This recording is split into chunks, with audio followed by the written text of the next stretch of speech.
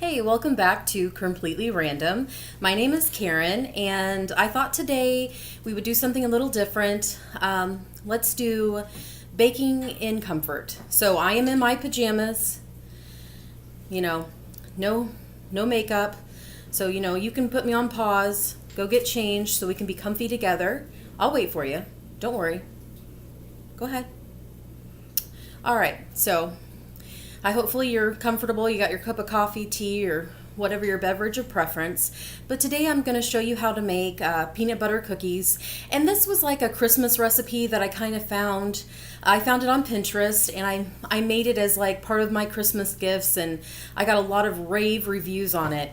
What's interesting about it is that it takes a peanut butter cookie, but it adds a touch of peppermint to it, and it gives it that extra, it just gives it that extra kick.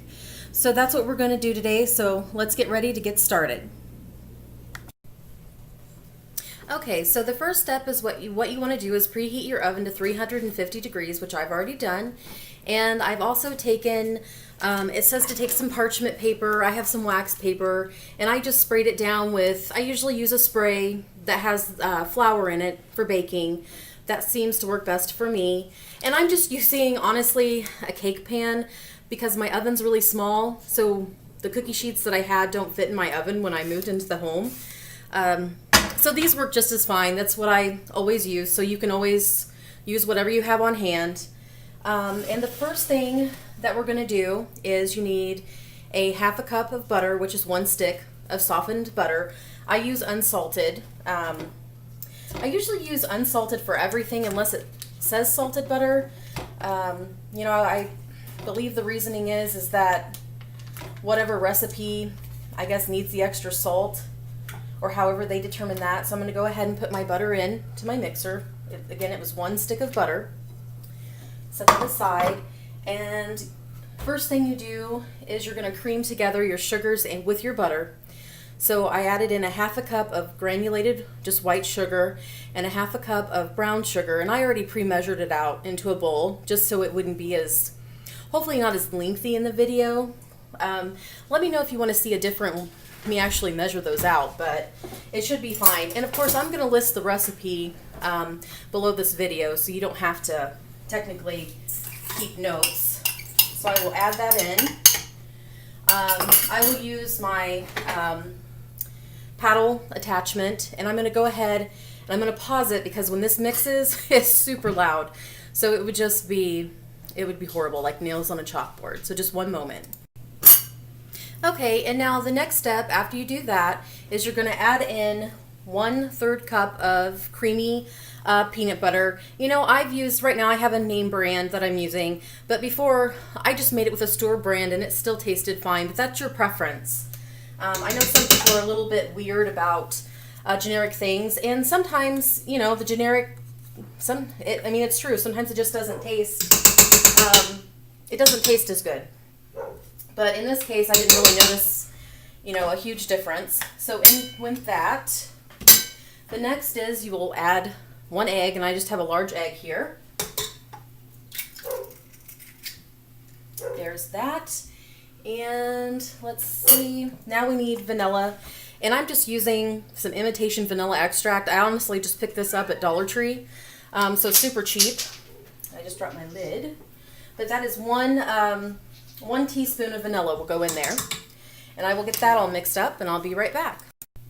Okay, so the next step in the process will be to add in 1 3/4 cup of all-purpose flour and 1 teaspoon of baking powder. So again, I already went ahead and I pre-measured it. So I'll go ahead and dump that in there.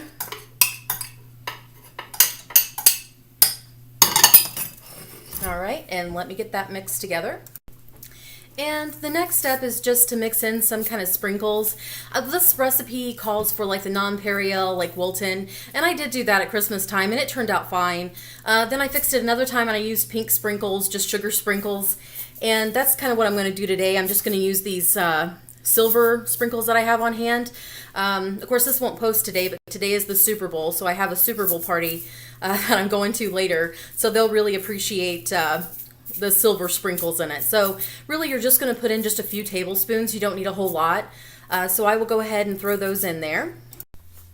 Okay, and so I've got that all mixed together. As you can see, that's the finished product. So now what I'm going to do is I'm going to take a tablespoonful and round it into a ball and put it on my baking sheet. So that's that. Here we go. Just place it down.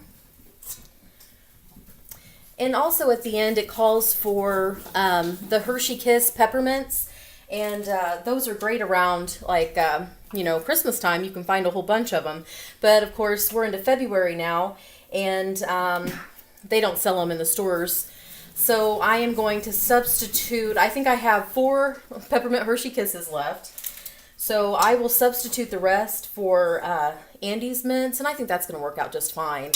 So, you know, you can switch it up, or you could use, you know, like the Hugs or any flavor of Hershey Kiss that you wanted to use. I noticed that they had some other flavors out for Valentine's Day, but I just prefer that mint. You know, I'm a big fan of the mint. So let me finish that up. I just show you just rolling them into balls and placing them out. But that will get boring after a bit of that. So let me do that. Then I'm going to place these in the oven, preheated to 350 degrees for 10 minutes. And then when I take them out, I will show you the finished one. And then you're supposed to let them cool for 5 minutes, at least 5 minutes. And then you put your candy pieces on top. So just one moment. Okay, and so here's the finished product. I took them out of the oven. I think I let mine cook for about 11 to 12 minutes, to be honest. I let them cool for 5 minutes, and I just stuck in my, you know, my peppermint pieces, and then I just used the Andes mint for the rest of them. You know, if you end up trying this recipe, let me know how you try it, or if you have, excuse me, sorry, if you have one of your own that you do something different with, I would love to try your recipes, so please share those with me. Please, you know, like, comment, and subscribe, and until next time, peace, love, and hugs.